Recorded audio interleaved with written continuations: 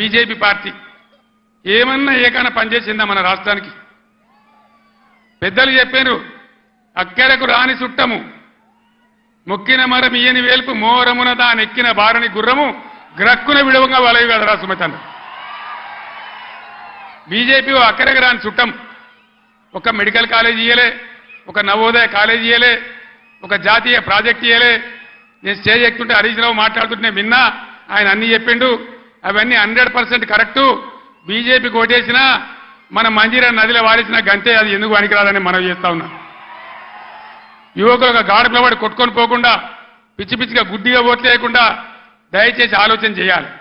ఇవాళ తెలంగాణకు న్యాయం జరగాలంటే, తెలంగాణ హక్కులు కాపాడాలంటే, తెలంగాణ ప్రాజెక్టులు కంప్లీట్ కావాలంటే, మళ్ళా రైతాంగానికి మళ్ళా మేలు జరగాలంటే ఈ ఆగమాగం పార్టీలు కాదు, తెలంగాణ హక్కుల కోసం పేగులు దిగదా కొట్టాడే ఒకటే ఒక పార్టీ